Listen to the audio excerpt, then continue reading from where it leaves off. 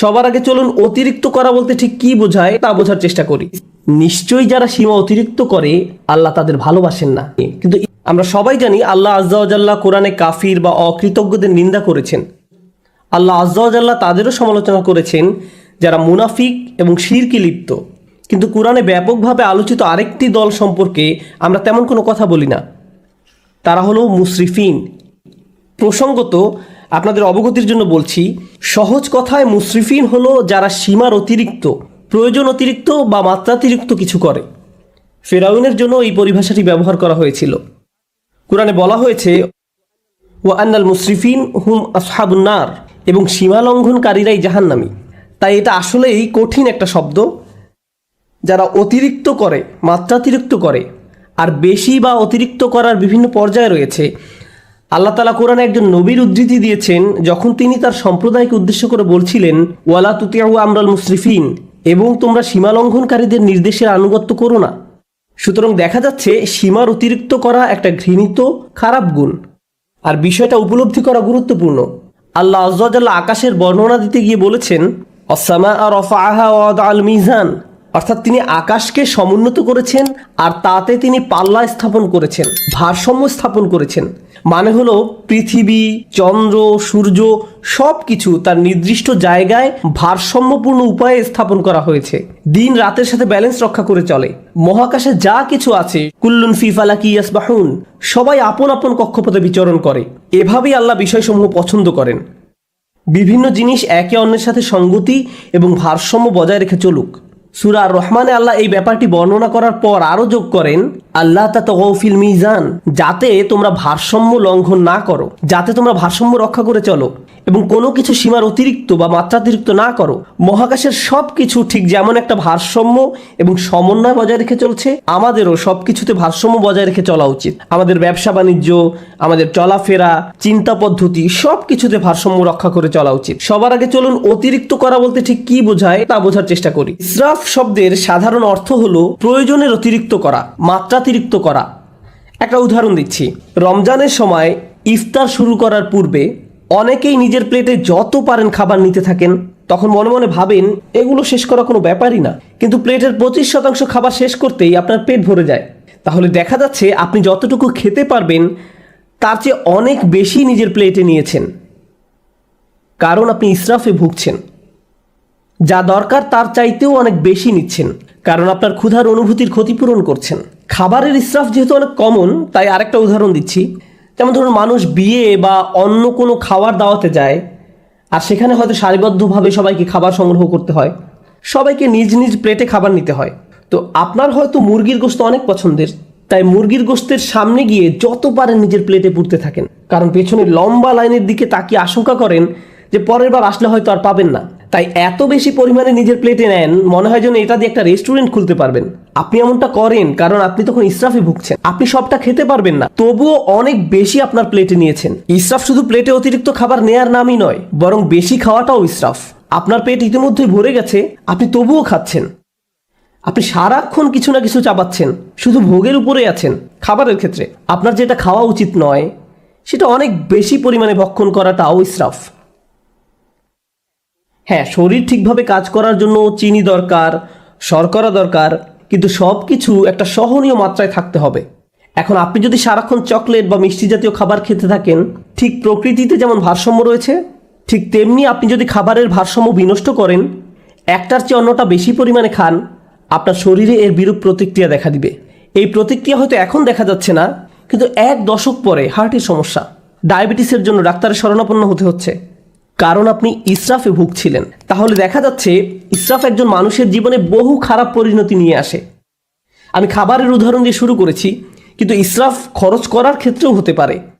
আপনি মার্কেটে গিয়েছেন একটা ব্যাগ কিনতে, কিন্তু নিয়ে এসেছেন 3টি ব্যাগ, কারণ 3টা ব্যাগের কালারই খুব সুন্দর। অথবা দোকানে গিয়েছেন শুধু ডিম কেনার জন্য, কিন্তু বাজার শেষে দেখেন $200 খরচ করে ফেলেছেন, কারণ যা সামনে পড়েছে সব ঝুড়িতে পড়েছেন।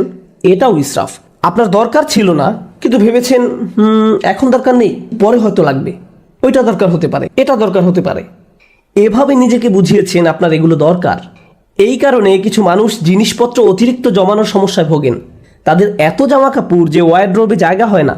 তাদের আলমারি 1987 সাল থেকে জমানো কাপড়ে পূর্ণ হয়ে আছে। মানুষ এভাবে অপ্রয়োজনীয় জিনিসপত্র সংগ্রহ করে রাখে, যেটা আসলে সে ব্যবহার করে না, কাজে লাগায় না। এটাও এক ধরনের ইসরাফ। আপনি বাসায় গেলে নিজেই বলতে পারবেন জিনিসপত্র জমিয়ে রাখার সমস্যায় ভুগছেন কিনা। যদি দেখেন এখানে সেখানে ছোটখাটো জিনিসপত্র পড়ে আছে, বুঝতে পারছেন না কোথায় রাখবেন, জানেনও না এটা আসলে কোন কাজে লাগে, মনে মনে ভাবেন এটা আসলে কি কাজে লাগে, এরকম যদি অনেক থাকে, সম্ভবত আপনি ইসরাফে ভুগছেন। তো জমিয়ে রাখা আর অতিরিক্ত চাওয়া একজন মানুষের জীবনে সত্যিকারের সমস্যা হিসেবে দেখা দিতে পারে। খাওয়া এবং জমিয়ে রাখার অভ্যাস ছাড়াও ইসরাফ হতে পারে বিনোদনের ক্ষেত্রে। সবারই মাঝে মাঝে একটু রিল্যাক্স দরকার পড়ে। সোশ্যাল মিডিয়ায় কিছু একটা দেখা, কোথাও ঘুরতে যাওয়া বা কিছুক্ষণ খেলাধুলা করার মাধ্যমে একটু আধটু বিরতি নিতে পারেন, এটা সমস্যা না।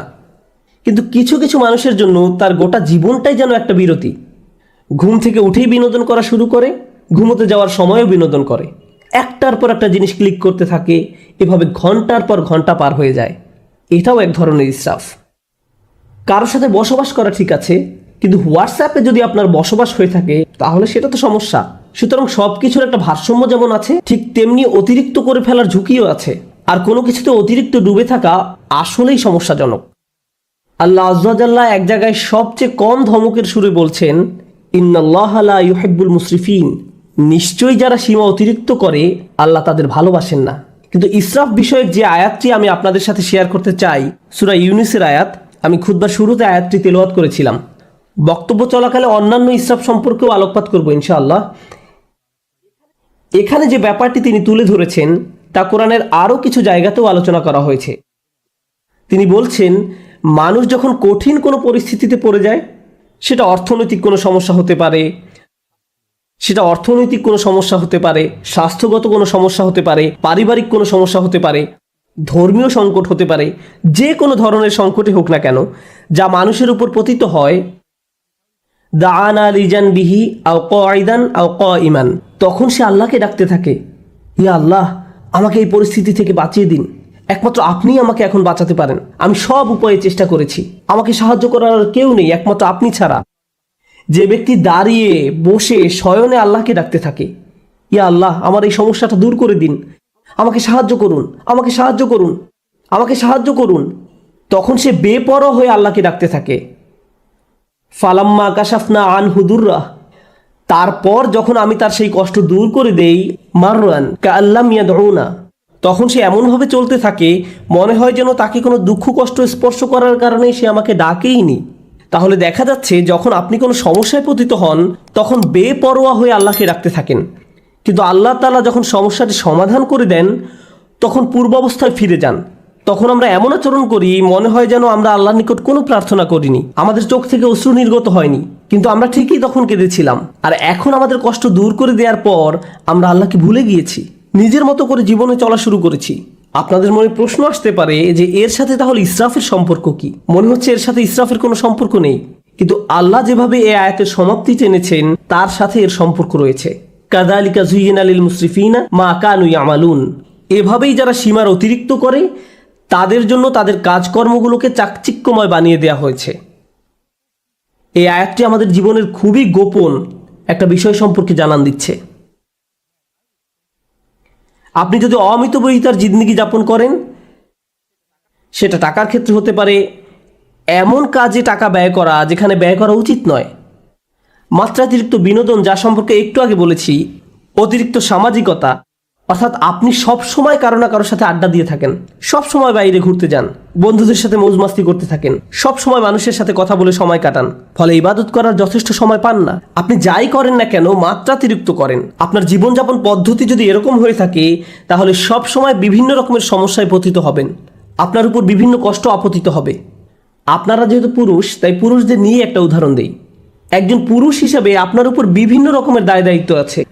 আপনার বাবা মায়ের প্রতি দায় দায়িত্ব আছে, ভাই বোনের প্রতি দায়িত্ব রয়েছে, আপনার স্ত্রীর প্রতি দায়িত্ব রয়েছে, আপনার সন্তান সন্ততির উপর দায়িত্ব রয়েছে, তার উপর রয়েছে ধর্মীয় দায় দায়িত্ব, চাকরির দায় দায়িত্ব, অর্থনৈতিক দায় দায়িত্ব, বন্ধু বান্ধবের খোঁজ খবর নেয়া, নিজের শরীর ঠিক রাখা সহ নানান রকমের ব্যাপার চারিদিক থেকে প্রতিনিয়ত আপনাকে টানছে।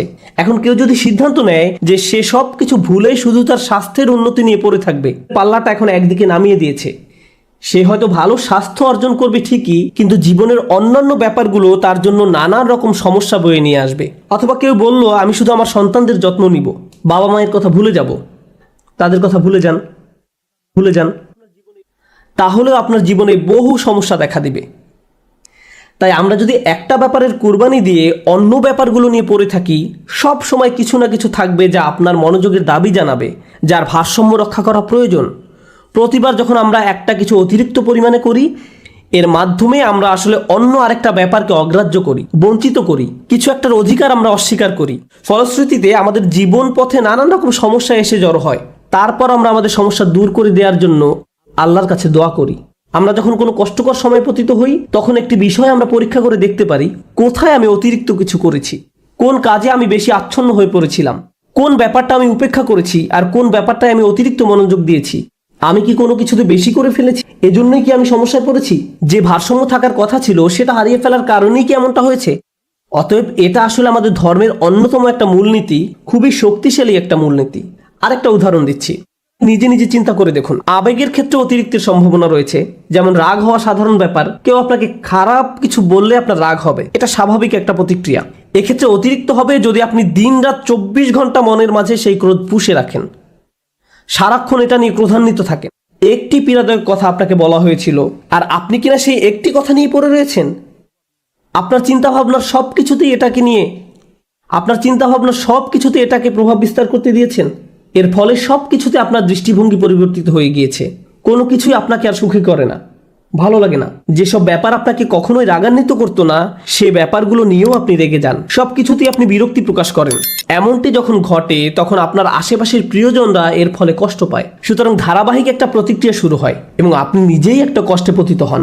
কারণ একটা অনুভূতির ক্ষেত্রে আপনি ইসরাফ করেছেন, অনেক দূরে চলে গিয়েছেন। অন্য অনুভূতির ক্ষেত্রেও একই ব্যাপার ঘটেছে। যেমন মজা করা, কৌতুক করা বা মজা করা স্বাভাবিক আচরণ, কিন্তু আপনি যদি সারাক্ষণ হাসি ঠাট্টা করতে থাকেন, শেষে হয়তো কাউকে মনে কষ্ট দিয়ে বসবেন, কোনো কিছুতেই সিরিয়াস হতে পারবেন না। গুরুত্বপূর্ণ কিছু বলা হলো আর আপনি কিনা এটা নিয়ে মশকরা করতে থাকবেন। এর ফলে আপনি অন্য মানুষদের অনুভূতি উপলব্ধি করতে পারছেন না, তাদের প্রয়োজনটা আপনি বুঝতে পারছেন না। তাহলে ইসরাফ একজন মানুষের জীবনে বহু সমস্যা তৈরি করে। ইসরাফ নিয়ে আমার প্রিয় একটা দোয়া, যেটা সূরা আল ইমরানে এসেছে। আমি বহু কারণে এই দোয়াটি পছন্দ করি। তার একটি কারণ হলো, আল্লাহ আযজা ওয়া জাল্লা এমন কিছু মানুষের প্রশংসা করেছেন যারা রাসূলুল্লাহ সাল্লাল্লাহু আলাইহি সাল্লামের আগমনের বহু শতাব্দী পূর্বে তাদের নিজেদের নবীর সাথে নিয়ে আল্লাহ রাস্তায় যুদ্ধ করত। সেই মানুষদের নিজেদের নবী ছিল এবং তাদেরকে আল্লাহ রাস্তায় জীবন বিলাতে আহ্বান জানানো হতো। যুদ্ধে যাওয়ার পূর্বে তারা এই দোয়াটি করত, وما كان قولهم إلا أن قالوا রব্বানা ইগফির লানা যুনুবানা ওয়া ইসরাফানা ফি আমরিনা ওয়াসাব্বিত আকদামানা ওয়ানসুরনা আলাল কওমিল কাফিরিন। চারটা বিষয় চেয়ে তারা আল্লাহর নিকট দোয়া করত হাজার হাজার বছর পূর্বে। আল্লাহ দেখলেন এই দোয়াটি এতটাই কালোত্তীর্ণ এবং মূল্যবান যে তিনি দোয়াটিকে কোরআনের অংশ করে দিলেন। প্রথমত আল্লাহ রাস্তায় যুদ্ধ করা এই মানুষগুলো বলতো, হে আল্লাহ, আমাদের পাপগুলো ক্ষমা করে দিন। রব্বানা ইগফির লানা যুনুবানা, রব্বানা ইগফির লানা যুনুবানা, আমাদের ভুলগুলো, আমাদের লজ্জাজনক কাজগুলো ঢেকে দিন। দ্বিতীয়ত ওয়া ইসরাফানা ফি আমরিনা, এবং বিভিন্ন কাজে কর্মে আমাদের যে বাড়াবাড়িগুলো রয়েছে তাও ঢেকে দিন। জীবনের বিভিন্ন ক্ষেত্রে প্রতিটি সিদ্ধান্ত নেওয়ার সময় যে বাড়াবাড়িগুলো করেছি, সীমার অতিরিক্ত যা কিছু করেছি, সেগুলো মাফ করে দিন। তাহলে তারা তাদের পাপগুলোকে একটা সমস্যা হিসেবে দেখলেন এবং কাজে বাড়াবাড়িগুলোকে আরেকটা সমস্যা হিসেবে দেখলেন। জানেন, দিন পালন করার ক্ষেত্রে অতিরিক্ত করার সমস্যা দেখা দিতে পারে। কোরআন আমাদেরকে বলছে, লা তাগলু ফি দীনিকুম, তোমরা দিনের ব্যাপারে বাড়াবাড়ি করো না। দিন পালনের ক্ষেত্রে কিভাবে বাড়াবাড়ি হয়? যেমন একজন বলল, আমি কোরআন শিখতে চাই। আমি বললাম, চমৎকার, খুবই খুশি যে তুমি কোরআন শিখতে চাইছো। সে বলল, না, আমি দিনরাত 24 ঘন্টা কোরআন পড়তে চাই। আমি বললাম, একটু থামো, তোমার ফ্যামিলি আছে, তাদের প্রতি তোমার দায়িত্ব কর্তব্য রয়েছে, তোমার চাকরি আছে, তোমাকে তোমার ছেলে মেয়েদের দেখাশোনা করতে হবে, তোমার স্বামী বা স্ত্রীর জন্য সময় ব্যয় করতে হবে। না না, আমি শুধু আল্লাহর কালাম শিখতে চাই, আল্লাহর কালাম আমার জন্য যথেষ্ট, আল্লাহ তাদের দেখাশোনা করবে। আমি বললাম, যে বইটা তুমি সারাদিন পড়ছো সেটাই তোমাকে এই দায় দায়িত্বগুলো পালন করার কথা বলছে। এভাবেও ইসরাফ ঘটে। একবার একদল বোনের সাথে আমার সাক্ষাৎ হয় যারা কোরআন অধ্যয়নে প্রচুর সময় ব্যয় করতেন। তারা দিনে হয়তো 16-17 ঘন্টা সময় ব্যয় করতেন কোরআন অধ্যয়নে। সে সময় দারুণ একটা ব্যাপার ঘটে। আমি তাদের উদ্দেশ্যে বক্তব্য দেওয়ার পূর্বে তাদের গ্রুপের একজনের মেয়ে এসে আমার সাথে দেখা করে। সে বলে, আপনি এখন এই গ্রুপের উদ্দেশ্যে বক্তব্য দিবেন? আমার আম্মু এই দলের সদস্য, আপনি কি একটু তাদের থামতে বলবেন? আমি বললাম, কি? সে বলল, কারণ আমি আমার আম্মুকে খুব মিস করি, তার সাথে আমার খুবই কম দেখা হয়। তিনি সব সময় পড়ালেখা করেন, বাসায় থাকলেও তার কানে হেডফোন থাকে এবং বলেন, আমাকে ডিস্টার্ব করো না। তিনি কোরআনের শব্দ পড়ায়, ব্যাখ্যা পড়ায় সব সময় ব্যস্ত থাকেন। আমি আশা করছি আপনি এই ব্যাপারে তাকে কিছু বলবেন। জানেন সবচেয়ে ভয়ঙ্কর ব্যাপার কি ছিল? সে আরও বলেছিল, আমার মায়ের কারণে আমার এখন আর কোরআন পড়ার কোনো আগ্রহ নেই। তারপর আমি যখন তাদের সামনে কথা বলতে গেলাম, আমি এই মেয়েটি সম্পর্কে কিছুই বললাম না। আমি বললাম, চলুন আজকে সবাই মিলে কিছু আয়াত অধ্যয়ন করি। তারপর আমরা কয়েকটি আয়াত পড়লাম।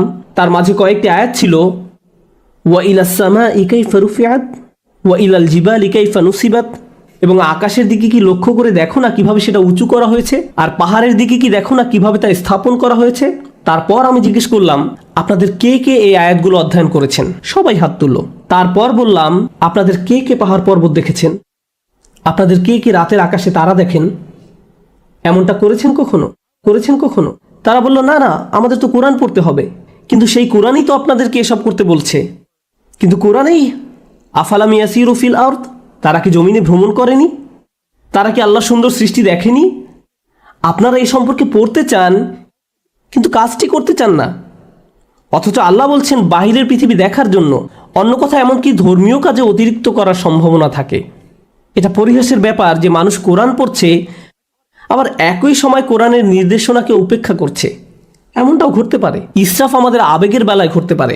আমি সক্রিয় আবেগ, রাগের ব্যাপারে আগে কথা বলেছিলাম।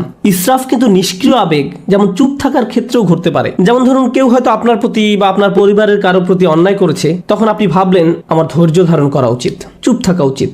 এখন আপনার এই চুপ থাকার কারণে অন্যায়কারী একটার পর একটা অন্যায় করেই যাচ্ছে। আপনি ভাবছেন আমার ধৈর্যের পরীক্ষা হচ্ছে, আমাকে আরো বেশি চুপ থাকতে হবে। আপনার এই চুপ থাকার কারণে অন্যায় করার পরিমাণ এখন আরো 10 গুণ বৃদ্ধি পেয়েছে। আপনি এখানে ইসরাফ করেছেন। আপনার চিৎকার চেঁচামেচি করার দরকার নেই, আবার ব্যাপারটা নিয়ে অজ্ঞ থাকারও কথা নয়। আপনার তো অন্তত পক্ষে সত্যটা মুখ দিয়ে বলার দরকার ছিল, কালোকে কালো বলার দরকার ছিল, যা সত্যি তা বলা উচিত ছিল। ওয়াতাওয়াসাউ বিল হক বলতে তো এটাই বোঝায় তারা একে অন্যকে সত্যের উপদেশ দেয়। বিষয়টা যেমন তাকে তেমনই বলা উচিত ছিল। যদি অন্যায় হয়ে থাকে, অন্যায় বলতে হবে, সরি মা, এটা ঠিক নয়, সরি বাবা, এটা ভুল, সরি আমার স্বামী বা স্ত্রী, তুমি ঠিক কাজ করনি। অন্যায় করলে বলতে হবে। আপনি যদি এই কাজটি না করেন, তাহলে আপনি নিজের বিরুদ্ধে ইসরাফ করলেন বা অন্য কারো বিরুদ্ধে করলেন। তাহলে দেখা যাচ্ছে স্থান, কাল, পাত্র ভেদে ইসরাফ বিভিন্নভাবে প্রকাশ পেতে পারে। আমি আপনাদের সকল ক্ষেত্রের উদাহরণ দিতে পারবো না। আপনাকে আপনার নিজের জীবনের দিকে সতর্ক দৃষ্টি ফেলতে হবে। কোথায় আমি অনেক বেশি করছি আর কোথায় আমি যথেষ্ট পরিমাণ করছি না, কোন জায়গা থেকে আমি ফোকাস কমিয়ে ফেলেছি। এমনকি ভালোবাসার ক্ষেত্রেও ইসরাফ ঘটতে পারে। আপনি কাউকে নিয়ে অতিরিক্ত মাত্রায় আচ্ছন্ন হয়ে পড়েন, অতিরিক্ত পরিমাণ ডুবে থাকেন। মা তার সন্তানের প্রতি মাত্রাতিরিক্ত আসক্ত হয়ে পড়ে। সব সময় সে তার ছেলের চিন্তায় মশগুল থাকে। কি করছে এখন, কি খেয়েছো, ভালোভাবে ঘুমিয়েছো, তুমি কি এখনো অফিসে, বাসায় আসবে কখন, বাসায় আসছো না কেন। সারাক্ষণ ছেলের চিন্তা তাকে ব্যস্ত করে রাখে। কোনো মা যদি এমনটা করে, তাহলে সে তার স্বামীর প্রতি কর্তব্য পালন করতে পারবে না। তাহলে সালাতে যেভাবে তার মনোযোগ রাখার কথা ছিল রাখতে পারবে না। তাহলে সে তার নিজের স্বাস্থ্যের যত্ন নেওয়ারও সময় পাবে না। এক্ষেত্রেও আমরা একই পরিণতি দেখতে পাচ্ছি। আপনি যখন একদিকে মাত্রাতিরিক্ত মনোযোগ দিবেন, তখন অন্য দিকগুলোর ভারসাম্য নষ্ট হবে। আর এই ভারসাম্য ঠিক রাখা সহজ ব্যাপার নয়। এজন্যই এই দোয়ার কথাগুলো আসলেই তাৎপর্যপূর্ণ। প্রথমে আমরা আল্লাহর কাছে আমাদের গুনাহ মাফের জন্য দোয়া করছি, তারপর আমরা দোয়া করছি আমাদের কাজকর্মে বাড়াবাড়িগুলো ঢেকে দেওয়ার জন্য। অন্য কথায়, যখনই আপনি কোনো কিছু মাত্রাতিরিক্ত করে ফেলছেন, নিশ্চয়ই এর ফলে অন্য কিছুর ভারসাম্য বিনষ্ট হয়ে গিয়েছে। ওয়াসাব্বিত আকদামানা, আমাদেরকে দৃঢ় পদ রাখুন, আমাদেরকে অবিচল রাখুন। সাব্বিত আকদামানা, পা সুদৃঢ় করুন। আমরা এখান থেকে কি শিখছি? ইসরাফ কি করে? ইসরাফ আপনার জীবনের ভারসাম্য নষ্ট করে ফেলে। আমরা সূরা ইউনূসের অন্য একটি আয়াত শিখেছি ইসরাফ আমাদের জীবনে নানা রকম সমস্যা নিয়ে আসে, আর এখানে আমরা শিখছি আমাদের পা দৃঢ় থাকবে না যদি আমাদের জীবনে ইসরাফ থাকে। প্রতিবার যখন কিছু আপনি মাত্রাতিরিক্ত করছেন, জীবনের অন্য কিছু তার গতিপথ হারিয়ে ফেলতে পারে। আপনার জীবনে এখন উদ্বেগ উৎকণ্ঠা দেখা দিয়েছে, আপনি সমন্বয় অনুভব করতে পারছেন না, আপনি আপনার অন্তর দিয়ে তা উপলব্ধি করতে পারেন এবং বাইরে থেকেও সঠিক মনে হয়, কিন্তু সব কিছু যখন ভারসাম্য হারিয়ে ফেলে ঠিকমতো ঘুমাতে পারেন না, মানসিক শান্তি হারিয়ে যায়।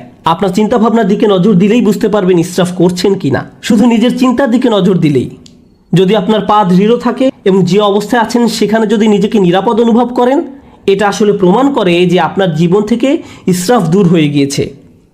রব্বানা গফির লানা যুনুবানা ওয়া ইসরাফানা ফি আমরিনা ওয়া সাব্বিত আকদামানা। সবশেষ যেহেতু আপনি আপনার জায়গায় অবিচল আছেন, এজন্য অনসুরনা আলাল কওমিল কাফিরিন, আমাদেরকে কাফেরদের মোকাবেলায় সাহায্য করুন। আল্লাহ মানুষদের প্রার্থনার কথাগুলো বর্ণনা করেছেন। যুদ্ধে যাওয়ার পূর্বে আমাদেরকে শক্তিশালী করে তুলুন। এখানে কিভাবে আপনি শক্তিশালী হয়ে উঠবেন? সবার আগে আল্লাহ আপনাকে ক্ষমা করে দিবেন, তারপর আপনাকে অতিরিক্তের ক্ষতি থেকে বাঁচিয়ে দিবেন। ফলশ্রুতিতে আপনি শক্তিশালী হয়ে উঠবেন, আর তাই এখন আপনি শত্রু মোকাবেলা করার জন্য প্রস্তুত। অনসুরনা আলাল কওমিল কাফিরিন। এভাবে গভীর দৃষ্টিকোণ থেকে চিন্তা করলে আমরা বুঝতে পারবো কিভাবে আমাদের জীবনে ব্যালেন্স রক্ষা করব, কিভাবে আমাদের জীবনে ভারসাম্য ফিরিয়ে আনবো। আল্লাহ আযজা ওয়া জাল্লা ইসরাফ সম্পর্কে জিজ্ঞাসা করবেন। আপনাদের কেউ কেউ নিজের ছেলে মেয়েদের ভালোবাসার ক্ষেত্রেও ইসরাফ করেন। আপনি একজনের চেয়ে অন্যজনের প্রতি বেশি ভালোবাসা দেখান। এমনকি আপনি যদি খারাপ ব্যবহার নাও করেন, একজন কাছে আসলে তাকে আদর করে জড়িয়ে ধরেন, চুমু খান, আর অন্যজন কাছে আসলে তাকে দূর থেকে আসসালামু আলাইকুম, তাকে কাছে টেনে নেন না। আপনি তার সাথে খারাপ আচরণ করেননি, কিন্তু তবু এটি ইসরাফ। প্রতিক্রিয়া দেখানোর ক্ষেত্রেও ইসরাফ হতে পারে। একজন বিস্কুট খেলে আপনি তাকে ধমক দিয়ে বলেন, হেই তোমাকে না বিস্কুট খেতে নিষেধ করেছিলাম, আর অন্যজন খেলে তাকে আদর করে বলেন, ওহো তুমি কেন বিস্কুট খেয়েছো। এখানেও কিছুটা ইসরাফ হয়ে যাচ্ছে। আপনার এমন আচরণ ভবিষ্যতে দুইজনের মাঝে সমস্যা তৈরি করবে। সে আপনার প্রতি ক্রুদ্ধ হবে না, সে রাগ দেখাবে তার ভাইয়ের প্রতি। তারপর আপনি ভাবেন তারা এভাবে মারামারি করে কেন? তারা পরস্পর মারামারি করছে আপনার ইসরাফের কারণে। আপনি এটা তৈরি করেছেন, আপনি এই সমস্যা তৈরি করেছেন। সুতরাং আমি এবং আপনি যেভাবে চলাফেরা করি, যেভাবে মানুষের সাথে আচার ব্যবহার করি, অন্যদের সাথে আবেগের দিক থেকে যেভাবে আচরণ করি, আমাদের মনের অবস্থা কেমন থাকে, এই সবগুলো বিষয় পুনরায় পরীক্ষা করে দেখতে হবে, যেন আমরা ইসরাফ করা মানুষে পরিণত না হই। কারণ আল্লাহ সুবহানাহু ওয়া তাআলা ইসরাফ করা মানুষদেরকে ভালোবাসেন না। এজন্যই আল্লাহ বলছেন, লা তুতিউ আমরাল মুসরিফিন, যারা সীমার অতিরিক্ত করে তাদের সিদ্ধান্তের অনুসরণ করো না। আমরা দোয়া করি আল্লাহ যেন আমাদের সব ধরনের ইসরাফ থেকে দূরে রাখেন এবং আমাদের জীবনের কোন কোন ক্ষেত্রে আমরা ইসরাফ করছি তা যেন শনাক্ত করার তৌফিক দান করেন এবং এর ফলে যেন আমরা একটি ভারসাম্যপূর্ণ জীবন যাপন করতে পারি। আল্লাহ আমাদের সবাইকে যেন দৃঢ়পদ মানুষে পরিণত করেন এবং আমাদের পাপগুলো ক্ষমা করে দেন।